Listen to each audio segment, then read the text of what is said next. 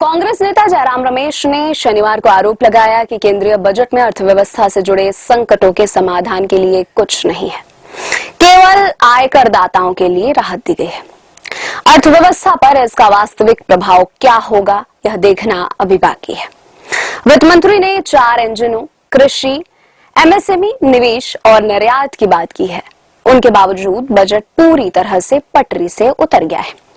रमेश ने social media site x पर post किया, अर्थव्यवस्था इस समय स्थिर वास्तविक मजदूरी, सामूहिक उपभोग में उछाल की कमी, निजी निवेश की सुस्त दरें तथा जटिल और पेचीदा जीएसटी प्रणाली रूपी संकटों से घिरी हुई है।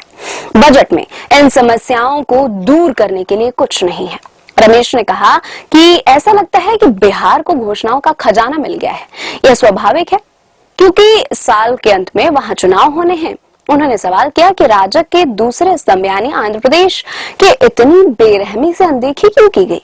वित्त वर्ष 2025-26 के लिए केंद्रीय बजट में बिहार पर काफी ध्यान दिया गया है और वित्त मंत्री निर्मला सीतारमण ने राज्य के लिए कई घोषणाएं की हैं, जिसमें मखाना बोर्ड की स्थापना, पश्चिमी कोसी नहर के लिए वित्तीय सहायता और आईआईटी पटना की क्षमता बढ़ाने के लिए समर्थन शामिल है।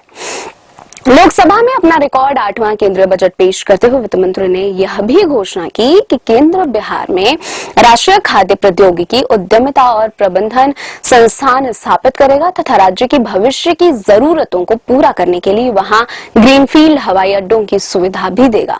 रमेश ने सीतारमण के बजट भाषण का हवाला देते हुए यह दावा भी किया कि वह किसानों की मांगों और कृषि संबंधी संसद की स्थायी समिति की सिफारिशों पर पूरी तरह चुप रही।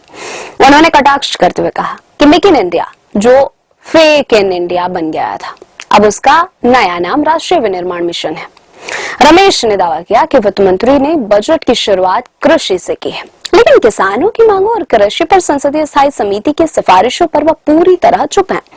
उन्होंने संसदीय समिति की सिफारिशों का उल्लेख किया, जिसमें एमएसपी को कानूनी गारंटी के रूप में लागू करने, कृषि ऋण माफी, पीएम किसान भुगतान का मुद्रास्फीति सूचकांकीकरण और पीएम फसल बीमा योजना में सुधार की पैरवी की गई है। सीतारमण ने शनिवार को प्रधानमंत्री धन धान्य कृषि योजना की घोषणा की। इसके तहत कम पैदावार, आधुनिक फसल गहनता और औसत से कम ऋण मानदंडों वाले 100 जिलों को शामिल किया जाएगा।